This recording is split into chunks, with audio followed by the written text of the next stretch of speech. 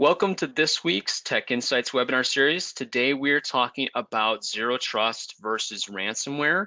This is going to be a detailed conversation about how ransomware tries to take advantage of your environment and how we can mitigate that with zero trust.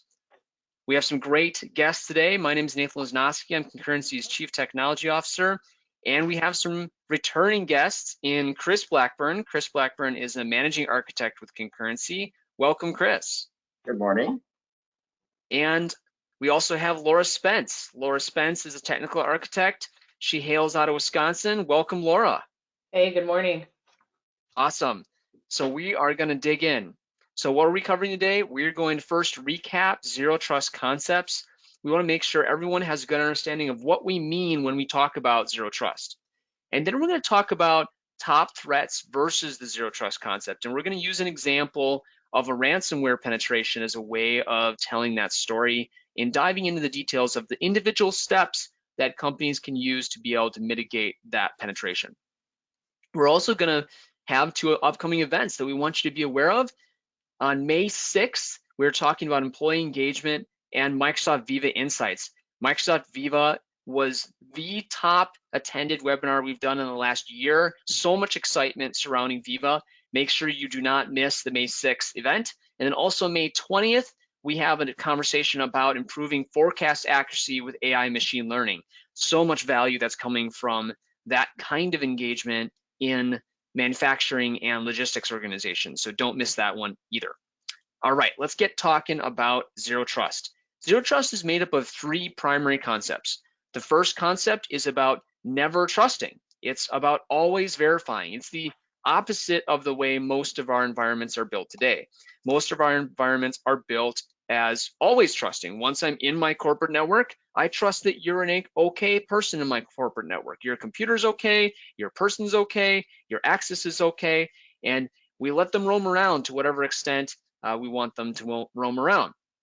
This is about the opposite, and it's built on the idea that we assume that every device is on the open internet. Every device could be a threat, and every device is sitting on the open internet, and we need to be able to protect everything that is important to us from those devices that are on the open internet, their identity, their device, understanding where their location is, what workload they're running, and also how risky they are in the actions they're taking, in the location they're running in the quality or health of their device.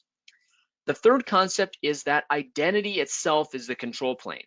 The only commonality across these devices is the fact that I'm logging in with an identity that has a ability for me to prove who I say I am and attach that to a device that's managed. That device could be a mobile device, it could be a laptop, it could be my server, whatever it is. I am accessing it from a device, but that device has a commonality in that identity is the mechanism we use to be able to admit or deny an individual with access to that platform.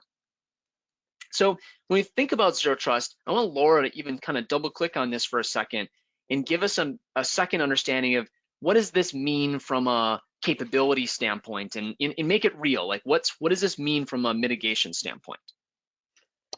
Yeah, so when you're talking about the significant threats that are coming through, you're going to see either ransomware or a targeted attack. Information's public. They're going to know who works at the company, who to target, who maybe their receptionist is, your financial staff. They're going to come in and they're going to just kind of sit in your systems, and then potentially go towards then that ransomware that everyone definitely does not want to see in their environment. Yeah, the two most likely bad things to happen to you, right? That you could be compromised with ransomware, or someone might target your business and compromise it and use that compromise to be able to hold you hostage or do something bad with it. So how does that happen? So they're coming in through an entryway. They're either coming in through email, all the way down to possibly a compromised USB drive that's being plugged in, and they're compromising those credentials. They're then moving throughout the environment as that user, and then starting to gather some information and escalating their privileges as they move through. So lateral movement is kind of our primary problem here. Yes. Got it. All right, so when you think about the primary things we're going to talk about today, the concepts we're going to talk about today, that mitigate that movement, what are those? Yeah, so like you mentioned, we have, the identity is really where everything kind of comes down to. So that's highlighted here, and you want to set up those conditional access policies to limit such access depending on where that identity is sourcing from. So you're going to do that through then managing desktops, in a modern manner, using something like Intune that then ties into relating back to the identity that's on the system. So the endpoint itself is almost an identity at that point. And then when we talk through the whole network and applications and things like that that people are actually accessing, you want to make sure that they're segmented, that one application is isolated from another, so then you can minimize the lateral movement from there. Mm-hmm. And then obviously logging and monitoring and reporting all ties into that, but making sure that you're doing that effectively and hopefully automated in 2021 is really key to reducing that time to resolution. Awesome, thank you. So let's drive this into the details. Here is a pseudo-fictional, but something we've all experienced attack timeline. Why don't you walk through the steps in this attack timeline, and then we'll go into how we're going to mitigate these steps. Sure, I'll talk about that, Nate. So in a common scenario, a lot of ransomware doesn't happen by people going out on the internet or surfing. They are phished. Something happens with an email. There's a malicious attachment that's sent to a high value target user, someone in a C-suite or maybe the financial team. So someone opens an attachment. That attachment is weaponized. It runs commands on their machines, and the next thing you know, that machine has been compromised. And so once a machine has been compromised with account number A, in this case, the timeline Barbara, who's in finance, she is accessing, someone is on their machine with her account credentials, and then that particular account is used to look for someone else's credentials, in this scenario, someone on the help desk. So using command and control capabilities and recon, they're able to use one account to find the credentials for a secondary account. Once that, they continue to step up the ladder. Once someone in the help desk's account has been compromised, they're doing more reconnaissance. They find that there is a higher value target, someone with some of those global administrator rights, and then using pass the hash, they're able to compromise the credentials of someone that has those domain admin rights. And then once someone has the full keys to the kingdom, so to speak, then they're looking for those really high value targets, those domain controllers. They're looking and they're taking that NTDS database that has all the credentials of everyone within the organization. They're dumping that out. They're doing exfiltration. They're then in your mailboxes. They're in your Exchange Online. They're forwarding emails externally, and then they're continuing to exfiltrate data till they get to the point where they have satiated that need for data, and then that's when they release the ransomware into the environment and lock down all of your machines, all of your servers, all of your data. Yeah. Mm-hmm, mm-hmm. So okay, so go for it. Oh no, you're right ahead of me in terms of what we can do in each of those steps of the timeline. How can we take a look at each of those steps and how can we mitigate them? So the first thing, obviously, with phishing, right? Having a strong anti-malware platform. There's a number of them out there. In this case, as we look at the Microsoft platforms, that Defender for Office 365 has the capability to detect that payload and kill it immediately without allowing anyone to open that attachment. It doesn't even make its way to the end user's mailbox because it's executing it behind the scenes. It sees it has a bad attachment and it eliminates it. Yeah, I think something to call out on that point too with Defender for O365 is, those scenarios where something does come through and maybe, somebody has clicked on something and it was distributed to others. And the ability to be able to go back and actually remove that from an inbox after it's already been disabled to try and help prevent future infiltration as well is really important there. Absolutely. Making it, if Defender sees it happen to one person, the likelihood of that message going out to others is very high. We see that in a lot of customers where you see 6, 7, 8 people targeted with the same type of malware within their messaging system. Yeah. And so let's say that a message level protection doesn't exist, and a email does make its way to someone's mailbox, and someone happens to open up that attachment, and we want to be able to prevent that local device compromise. We can do that by way of not only the Defender product, but also looking at some of those endpoint manager policies and being able to control what level of access an application or any sort of files have on that device itself. So we can use policies to secure the environment. We can use things like security baselines, not only for Windows, but also for Edge, as well as Defender, for using that Defender for Endpoint product to tighten that device down to what Microsoft sees as those best practices from a security perspective. And then in those next 3 scenarios where those tight security controls don't exist, someone's opened up an email and there's the potential of code execution or account harvesting or payload downloads on those machines, Defender for Endpoint and its XDR capabilities, where it's working real time and it's looking for not only known threats, but maybe even 0-day threats. It's looking at that behavior that's happening on the machines, and it's blocking those immediately. And one of the risks that us as admins look at is what happens when a device is compromised. We've seen it and we've heard about it in the past, where a single machine has had the ability to broadcast any sort of malwares to the device through being able to perform network scans or any sort of lateral movement that we looked at in our earlier scenario.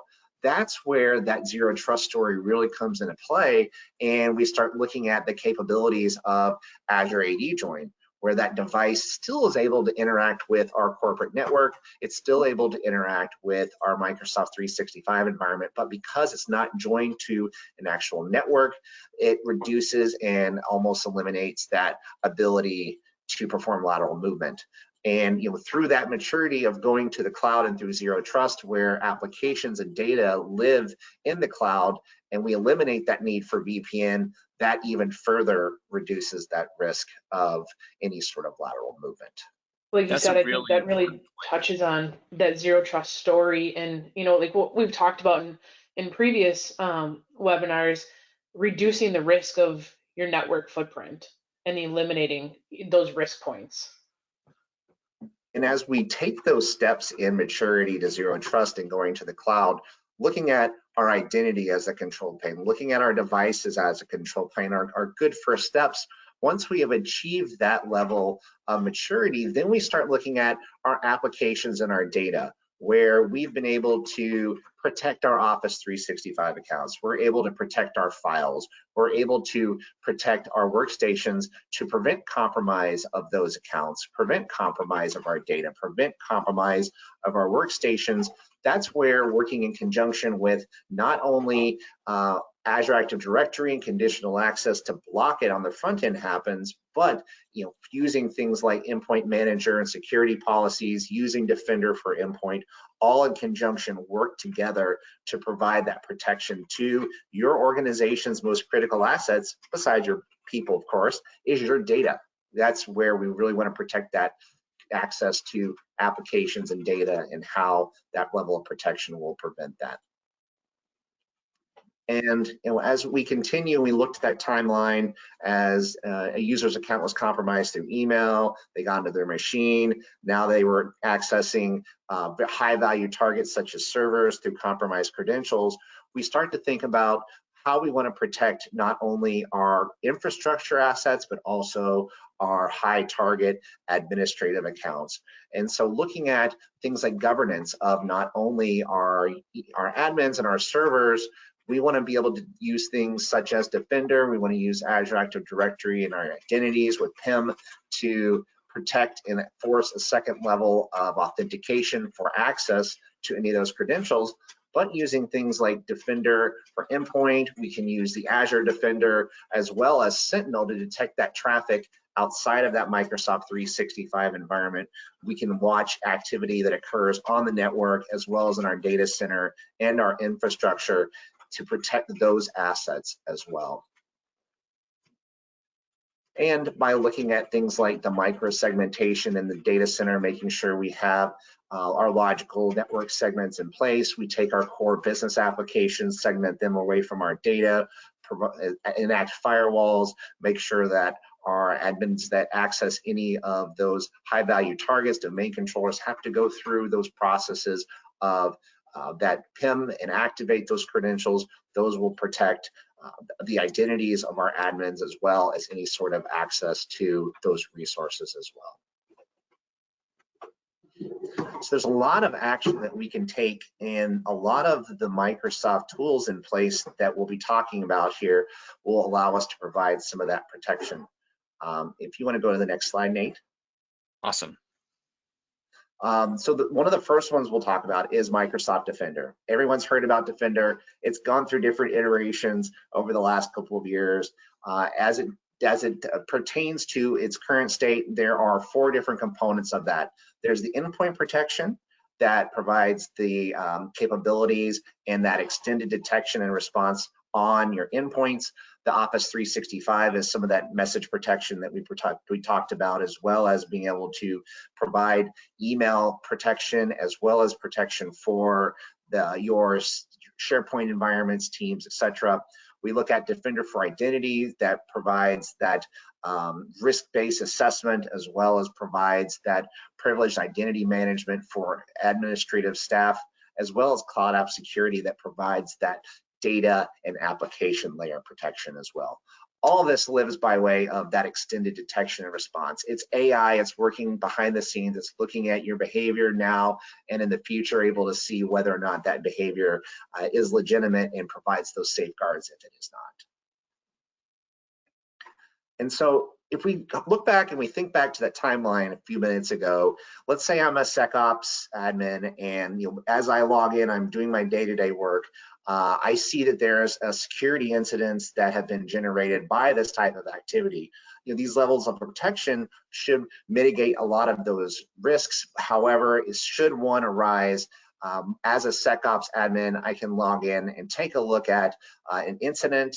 And if I were to click into one of those incidents on our next slide, what we'll be able to see is the level of data that a particular incident has generated. So let's say I am a finance admin who opened up an email. Let's say that I am a help desk admin that had any sort of command and control capabilities. Let's say I'm an IT admin where lateral movement was able to look at my credentials. What Defender is able to do by way of each of those different components is take all of those incidents, it builds out a timeline, it looks at all the devices, all of the users and the mailboxes at risks, and puts it into one particular place for us to be able to take action against. So in that instance where I was a finance admin and I clicked on a message, what I can do is, if I, on the next slide, drill into that particular incident for that user, I can see the exact timeline of from when that first email was clicked to all of the different activities where someone was in that person's mailbox. They were performing remote code execution, they were doing mass deletes, they were adding in accounts, performing some sort of suspicious key attacks. We get all of that from that Defender platform as it's looking across not only the activities of that identity in Microsoft 365, but also the activities that occur on that endpoint as well. So as an admin, I have those capabilities to see where that action occurs. And with those extended detection and response capabilities, a lot of actions are occurring behind the scenes that we don't even have to take into account. As an admin, back in the original days of antivirus, we would get an email notification that there's a security risk. We'd have to go log in and take a look at that. Not with XDR. It's doing actions behind the scenes, looking at behaviors, it sees malicious processes, and it's actually stopping those before they have the ability to allow any sort of remote execution attacks to occur. Yeah, especially because oftentimes good tools are used for bad purposes, right? Like a PowerShell could be executed, which is a tool that we could use for good purposes, but they could also use it for bad things too. Absolutely. And bad actors don't adhere to 9-to-5 schedules. They're working around the clock 24/7, 365. So having a tool at our disposal that's working just as hard as they are is only an extra ace in our pocket. That's a good point. So we talked about the Microsoft 365 side. If we shift over and talk about Azure, we want to make sure we're protecting our data centers as well. We're protecting our data, we're protecting our servers. And the same way we can protect our endpoints, we can protect our servers as well through some of that endpoint protection. And if we look at some of the tools that Azure Defender Suite can provide us, it can look at our security stance on all of our infrastructure, and it can provide us some recommendations as well, as we'll see on that next screen. So if we take a look at where there may be security risks within our Azure environment, let's say we're using PaaS services, we're using data services, we're using infrastructure services, Azure Defender will give us those recommendations on where we might want to tighten up some of those controls, and it will also provide us some of that same level of information in terms of incidents and risks if it were to detect some activity within our Azure environment. And as we talk about the logging, monitoring, reporting, and visibility into Azure, and we tie in the Microsoft 365 story, one of the big key tools that Microsoft has as their cloud SIEM is Sentinel. And I'll let Laura talk about how we've seen Sentinel in use at some of our clients. Yeah, so we have, you covered a ton of different portals and talked on a few different things. When we talked through that whole journey of, a compromise and watching that go throughout the network, you're bound to have multiple items in your environment, from firewalls to other security tools that you're using. But how does that all play in, to getting that holistic view of everything? Well, that's where Azure Sentinel comes in. So you're able to tie in things like your Zscaler product and your Zscaler logs. So as you're seeing this play out on the Defender side, and within the security portals over there, Sentinel is taking in all of those logs and then giving you that bigger picture of where this is coming in. So it's analyzing, where the traffic came in through Zscaler or other products. It's tying that all together. It's showing you, it's mapping out, where this attack has gone.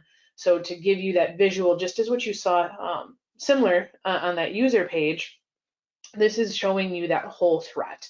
It's giving you that whole picture, where it came in, the IPs that it's associated with, giving you the description of where it was found, timelines, but then taking this to the next level of seeing all this is great, and getting the alerts is nice. Like you said, back in the days when we had to get the alerts and then still take that action, where Sentinel's really steps up and comes in is the ability to create playbooks and build some of that automation that we touched on with Microsoft Defender or even Zscaler, where you're turning off access to certain things if certain events are triggered at 11 o'clock at night when you're no longer staffed and staff have gone home for the day.